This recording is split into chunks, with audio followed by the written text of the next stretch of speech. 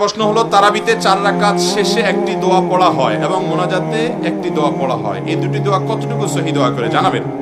ভাইরা আমার, তারাবিহ যেটাকে আমরা বলি এটা তারবিহাতুনের বহুবচন। এই শব্দটি মূলত এই সালাতটিকে মূলত তারাবি বলা হয় এই জন্য যে তারাবিহ এর মানে হলো যেটা আরাম করে করে পড়া হয়। যেটা কি করে করে পড়া হয় ভাই? আরাম করে করে পড়া হয়। 4 রাকাত পর পর যে আমরা বসে থাকি, এই বসাটাও এটা এই জন্য যাতে একটু রেস্ট হয়, এটা কোনো আবশ্যক না, না বসলেও কোনো অসুবিধা নেই।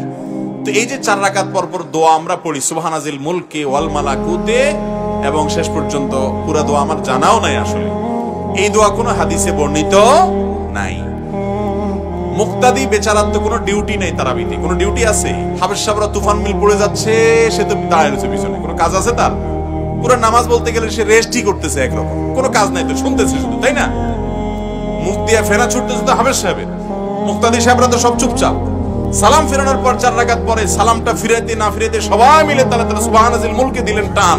তো এতক্ষণ তো বেচারা রেস্টই ছিল, এখন না বরং কষ্ট হইল, ঠিক না ভাই? ঠিক। তাহলে এই বসাটা যে রেস্টের জন্য, রেস্ট হলো কোত্থেকে? আর খোলাসা কথা হলো 4 রাকাত পরে যে দোয়া পড়ি আমরা, এই দোয়া কোনো হাদিসে বর্ণিত বা এই টাইমে পড়ার জন্য কোনো নির্দেশিত বিষয় নয়। ইসলামে কোনো কিছু কোরআন হাদিস যদি না থাকে, নিজেরা যদি সেটাকে ইবাদত বানিয়ে নেই, কোরআন হাদিসের ফরম্যাটের মতো করে নেই, তাহলে সেটার কারণে সওয়াব না হয়ে বরং গুনাহ হওয়ার শঙ্কা আছে। এই জন্য সাবধান থাকতে হবে। 4 রাকাত পরে কোনো দোয়ার শিক্ষা ইসলাম দেয়নি আমাদেরকে, কোরআন হাদিস দেয়নি, আপনি কেন ওটা বানিয়ে পড়বেন? আমাদের অনেক যুবকরা আছে, যুবক তারাবি পড়ে না। কিরে বাবা কেন তারাবি পড়তে যাস না? হুজুর এখনো ওই যে তারাবির দোয়া মুখস্থ করতে পারি, আছে না নাই? অতএব এই সমস্ত ভুল ভ্রান্তি থেকে আমাদেরকে বেরিয়ে আসতে হবে। আবার তারাবির এই 4 রাকাত পর পর যেরকম দোয়া আছে, একই ভাবে ওই মুনাজাতের জন্য আবার একটা দোয়া ইয়া মুজিরু ইয়া মুজিরু ইয়া মুজির সাথে শেষে দেয় আর কি। কোরআন হাদিস গেটে আমরা তো কোথাও পাই নাই যে হাফেজ সাহেবরা পড়েন, কোথাও পাইছেন একটু দেখাই দিলে আমরাও করতে পারি, নাই তো কোথাও। বুঝতে পারছেন কথা? তো এগুলো ইসলামের নামে কোনো কিছু যখন নিজেরা বানিয়ে নিব এবং ইবাদতের ফরম্যাট তৈরি করব, সেটা বিদআত হবে। মনে রাখবেন, টাকা না থাকলে এমনি চান দোকানদার চাইলে দিয়ে দিতে পারে, কিন্তু জাল টাকা দিলে মায়ের একটাও নিচে পড়বে না।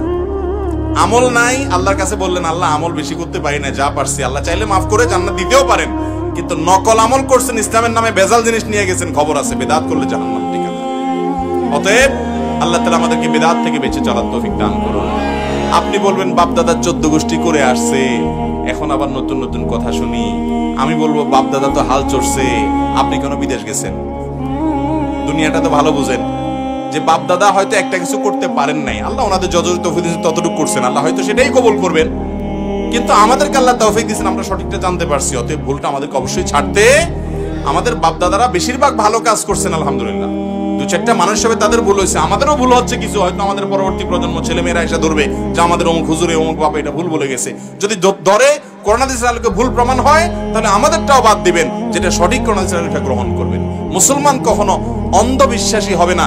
দলিল কোরআন হাদিসের দলিলের বাইরে গিয়ে বাপ দাদার 14 গোষ্ঠী করে আসছে, ওই অজুহাত দিয়া মুসলমান কখনো ভুলভাল কিছু করতে পারে